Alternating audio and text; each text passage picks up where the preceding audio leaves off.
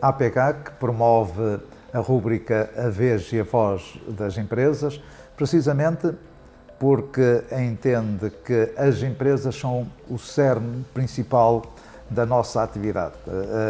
E, quando digo da nossa atividade, a atividade associativa. Não existe associação sem empresas e, por isso, deve-se dar voz às empresas. Tenho aqui para falar comigo e para esta conversa, que é uma conversa, não é uma entrevista, a Ana Pinho, que é da GPC, a empresa, o nome jurídico é Gradual Domínio, é já uma pessoa com uma experiência grande na área da administração de condomínios, por isso vai ser interessante esta conversa, porque é uma conversa da experiência, portanto, da experiência de ambos, porque também tem alguns anos desta atividade. E para começar, vamos falar sobre viver em comunidade. Aliás, em Espanha, aos condomínios chamam-se comunidades, e muito bem, porque... E intercomunidades. Porque um condomínio é uma comunidade, umas mais pequenas, outras maiores, e como em todas as comunidades, deve haver um código de ética, e como em todas as comunidades há conflitos. O que é que a Ana nos pode dizer sobre isto, que será um dos problemas da nossa atividade?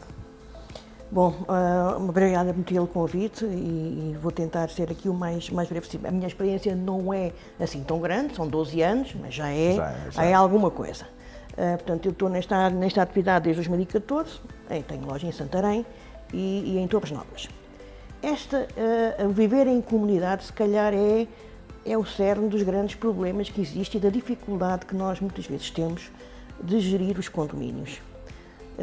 Porque nós devíamos dedicar mais tempo a melhorar o património, a valorizar o património, a querer que os edifícios estejam mais atualizados, porque temos um parque habitacional muito degradado em Portugal e não há muita cultura de reabilitar, da manutenção preventiva, não há muito essa cultura no nosso país, infelizmente, e também não há muita cultura sobre o que é viver em comunidade, quais são as regras, quais são os direitos, quais são os deveres. Portanto, isto é uma coisa que é difícil, as pessoas não têm essa formação, não há esse conhecimento do que isso é. E isso é talvez um dos maiores problemas que nós temos, das dificuldades em interagir com os nossos clientes. E não será também algum desconhecimento de uma parte das pessoas que vivem em condomínio sobre aquilo que são as funções, os deveres, as obrigações do administrador e terem o entendimento que o administrador é quase que um mero cobrador para alguns, portanto cobra as cotas, faz os pagamentos, e para outros, pelo contrário, o administrador é o que tem que resolver os problemas todos, mesmo no interior das frações. Ou seja, ou por excesso ou por defeito, não há, na generalidade, digo eu, esta é a minha opinião, um conhecimento profundo sobre aquilo que são as funções, ou aquelas que são as funções do administrador. Não sei se a Ana concorda comigo. Eu concordo consigo. Há essa dificuldade, do qual eu tenho que ser sincera, muito também é culpa das próprias administrações de condomínio, porque tem a primeira função, acho, na minha opinião, e é assim que eu trabalho, que nós temos quando estamos numa assembleia, quando estamos a falar com os nossos clientes e os condóminos, é tentar dar-lhes alguma formação precisamente nessa área. Não basta dizer só e fazer aquilo que eles acham que é o que nós temos que fazer e só para agradar e para termos uma continuidade no condomínio. Não é essa a nossa função, no meu entendimento. No meu entendimento, mesmo que eu faça uma apresentação ou tenha a primeira abordagem com um condomínio, eu tento formar as pessoas e dizer quais são os direitos, os deveres, as funções do administrador, porque efetivamente para uns nós somos só cobradores, não há nada, só fazemos recibos, não fazemos mais nada, e quando fazem o pagamento estão-nos quase a ligar, já fiz o pagamento e envio o meu recibo. o que não é possível, não é? Quer dizer, nós não podemos ir todos os dias a todos os condomínios, a todas as contas bancárias, a ver se a pessoa pagou ou não. Para outros, nós somos quase que os psicólogos, porque estão sozinhos em casa, porque têm um problema. Faz tudo. Faz tudo. Para outros, que é mais complicado, somos assim um saco de pancada. Qualquer coisa que corre mal é culpa nossa. Seja do eletricista, seja do senhor dos elevadores, seja de qualquer coisa. A culpa é nossa, que nós é que temos que obrigar as outras pessoas a fazer. Os condóminos não se esquecem um pouco da realidade que eles próprios vivem quando se aplica ao administrador, ou seja, a exigência que têm em relação ao administrador não será excessiva, sabendo das dificuldades que há em arranjar técnicos para o imediato. Por exemplo, avaria o intercomunicador e comunicam que o intercomunicador está avariado no dia seguinte, querem o intercomunicador reparado. É legítimo. Todos nós somos consumidores. Exatamente. E queremos o serviço prestado o mais rápido possível. Mas também todos nós devemos ter a consciência que não há prestadores, não há técnicos disponíveis no imediato. E este penso que é um dos problemas que atravessamos, é esta incompreensão dos condóminos para a falta de técnicos para darem resposta imediata. Não, eu acho que até é pior, doutor, porque as pessoas pensam que a partir do momento em que tem uma administração de condomínio externa, a administração de condomínio tem uma varinha mágica, porque eu já tenho até condomínios que me pedem no orçamento, quando eu apresento o orçamento, tempo de resposta de um problema elétrico, tempo de resposta de um problema, o que é impossível. Claro. Portanto, e há muita gente que pensa que passar isto para uma administração externa, que nós temos a varinha de condão, de ter todos os elementos que eventualmente poderão ser necessários para aquele condomínio ali no bolso para disparar quando for necessário resolver um problema. Pronto. E isto, eu digo muitas vezes, às vezes nós temos neste momento estamos com uma imensa dificuldade em encontrar pedreiros, em ter orçamentos para várias obras, uma imensa dificuldade, porque as empresas nessa área também estão a ter imensas dificuldades em arranjar mão de obra, que é lógico, né? É um problema que assiste a todas as atividades do nosso país. Nós temos já muita dificuldade em encontrar, a ter orçamentos a tempo e horas para apresentar aos condóminos. Mas eles acham que nós temos a obrigação de ter esses orçamentos. Daí eu dizer que uma das nossas maiores dificuldades é a incompreensão por parte dos condóminos daquilo que são as nossas funções, os problemas diários que nós atravessamos para encontrar técnicos, para dar resposta aos condóminos, porque poucos serão os bons administradores, e até acho que não haverá nenhum bom administrador de condomínios que não queira resolver o problema dos seus clientes no imediato. Como é evidente. O problema é que não está, na maior parte dos casos, nas suas mãos. Eu digo na maior parte dos casos porque há empresas que optam, e é legítimo, e a lei assim o permite, pelo menos enquanto não houver regulação, que as empresas tenham prestadores de serviço próprios para as mais diversas áreas. Não para todas, porque há áreas que não podem ter. Eu dou um exemplo, a questão dos elevadores. Claro. Uma empresa de administração de condomínios não pode fazer a manutenção dos elevadores dos seus condomínios. Portanto, mas há algumas empresas que têm esse leque de serviços, mas mesmo essas não conseguem ter mão de obra para responder no imediato. Exatamente. Até porque vivemos muito do imprevisto. Uma coisa é uma obra de manutenção e de reabilitação que é programada, que é projetada, que tem um prazo de execução, etc. O resto é tudo imprevisto. Quando é que as lâmpadas vão deixar de funcionar? Quando é que o intercomunicador avaria? Quando é que o portão avaria? Quando é que o elevador avaria? Quantas avarias vamos ter este ano? Estamos a dar um orçamento e normalmente na rúbrica de reparações é sempre para nós, falo por mim, se calhar para a Ana igual, eu queria pôr aqui um valor justo, mas os condóminos não vão achar justo, vão achar excessivo. Exatamente. E depois somos confrontados com, se calhar temos 1000 euros para reparações e ao fim de 2 meses os 1000 euros já foram gastos e agora como é que vamos fazer? Portanto, esta incompreensão que muitas vezes está associada também à incapacidade financeira, não é incapacidade, dificuldade financeira também das pessoas, que querem tudo muito pelo barato. Não sei se isso será uma incapacidade financeira. Claro que existem pessoas com dificuldades de pagar os seus condomínios, o que é perfeitamente lógico e infelizmente assim será. Mas às vezes há aquela cultura de que eu na minha casa ponho aquilo como eu quero. No prédio, enquanto não me cair um pingo de água no nariz, o meu vizinho está com problemas, é um problema que é dele. Existe ainda muito este tipo de pensamento, ok? E então não querem gastar em coisas que acham que não lhes vai acontecer a eles, não é ao condomínio, a eles. Claro. Pronto.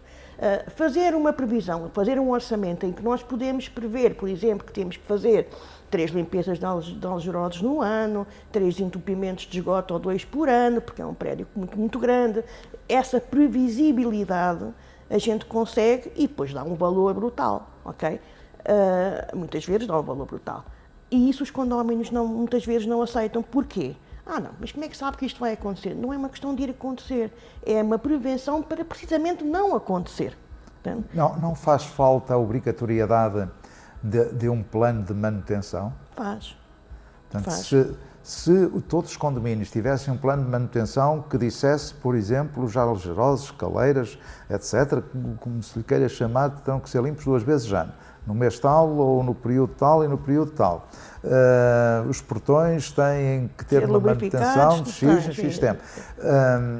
Era muito mais fácil fazer uma orçamentação e justificar aos condóminos porque é que temos que ter ali aquele valor no orçamento. Exato. Portanto, esse plano que é difícil de implementar. É difícil de implementar. E mais grave ainda, doutor, muitas vezes eu pego em prédios, pego em condomínios, porque não há informação, não há histórico, isto vai passando de administrações internas para administrações externas, perde-se uma série de informação, os próprios construtores não transmitem ao edifício ou à administração desse edifício quando o entregam ao condomínio as plantas, as coisas de especialidade, que é para nós sabermos o que é que existe. Eu às vezes vou descobrindo o que existe à medida que as coisas vão acontecer. Não sei se há uma bomba submersível lá em baixo, é difícil, a gente tenta fazer o primeiro levantamento quando ganhamos o prédio, mas é difícil às vezes a gente saber exatamente o que é que aquele prédio tem. Okay? Para depois fazer esse plano. E não conhecemos o histórico, também muitas vezes não nos é transmitido. Não nos é transmitido, exatamente. Tem uma série de problemas que às vezes as pessoas não têm a noção do que é efetivamente o trabalho de uma administração de condomínios e a abrangência que isto tem.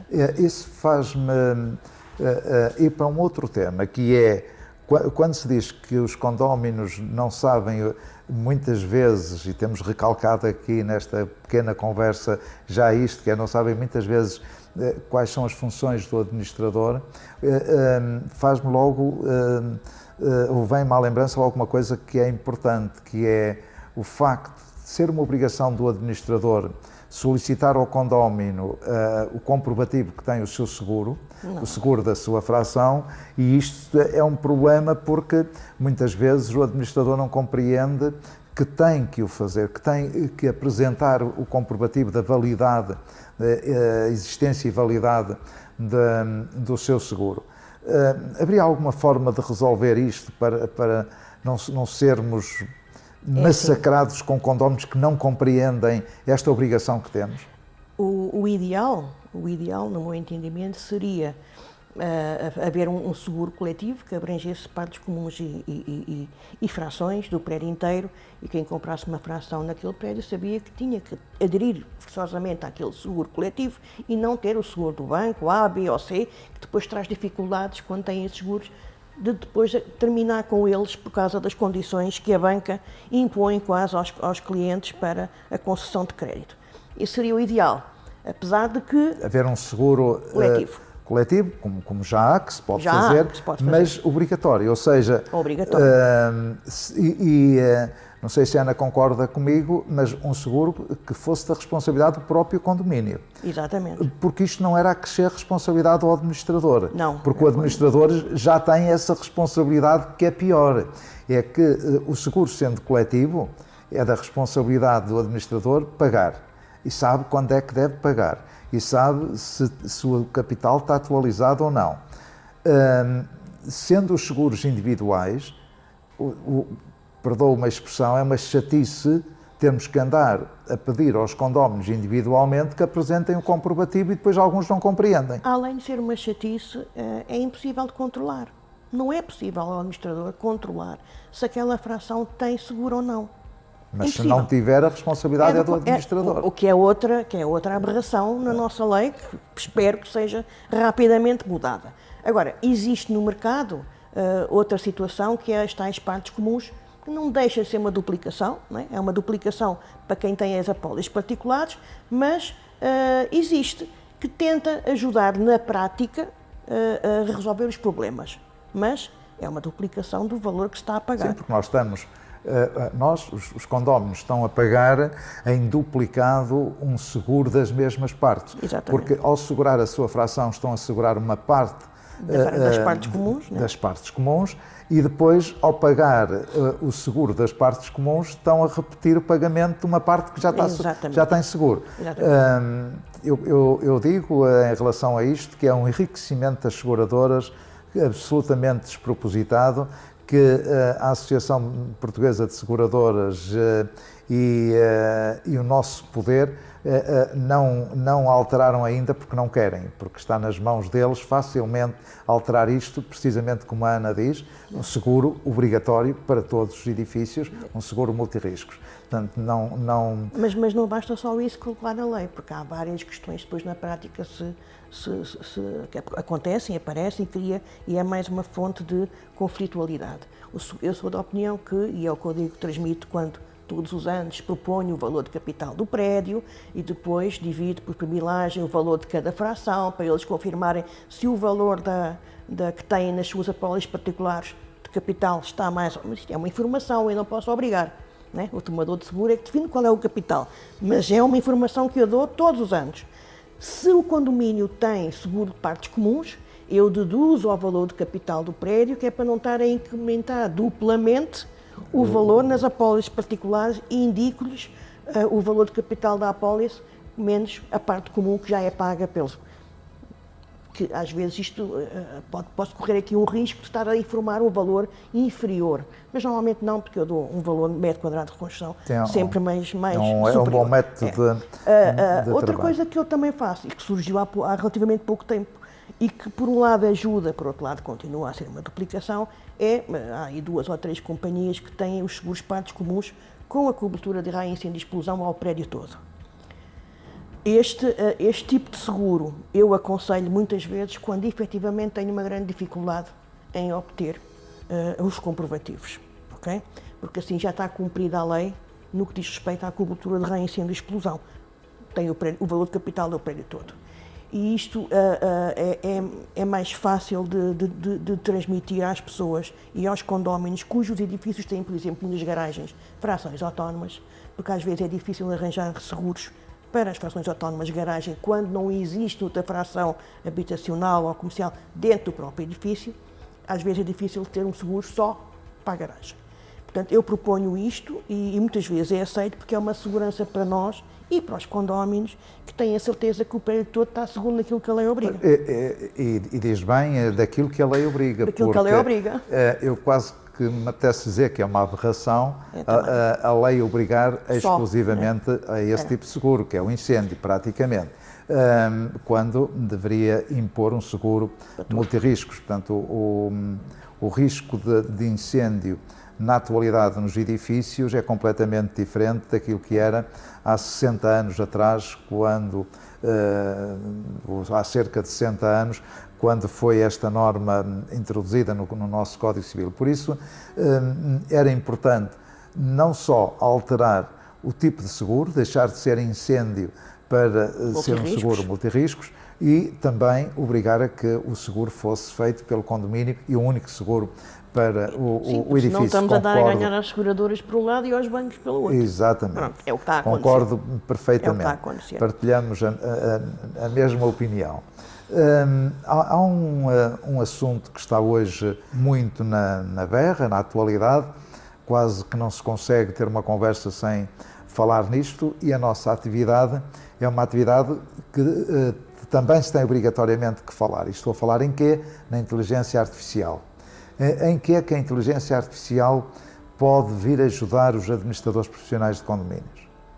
Olha, eu acho que é muito importante porque há uma série de trabalhos automáticos, ou seja, uma automação muito grande em alguns serviços que nós temos, que a inteligência artificial vem ajudar e muito.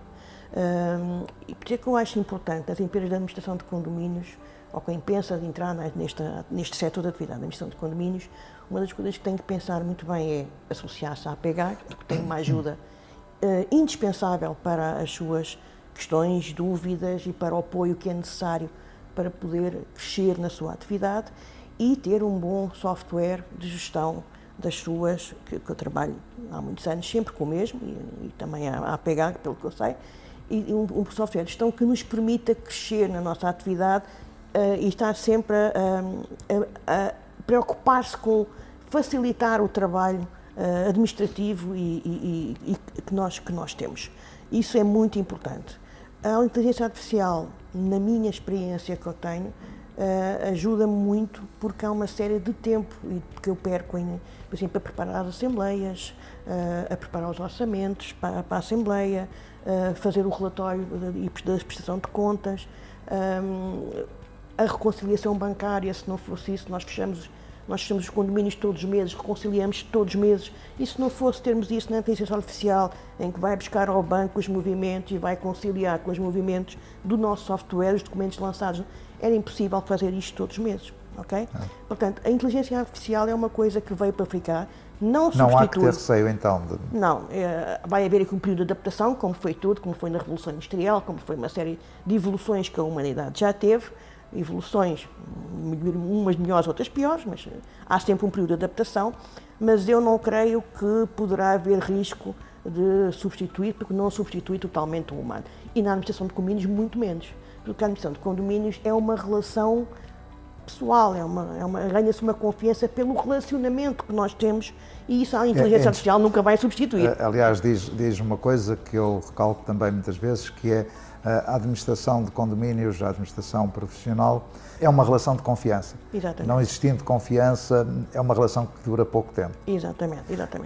E isso a inteligência artificial não vai conseguir fazer nunca. Pelo menos enquanto ele estiver aqui. Quer dizer, a gente diz nunca... Enquanto eu cá estiver, pelo menos não. Não será próximo. Duas questões já. Diga. Uma que é...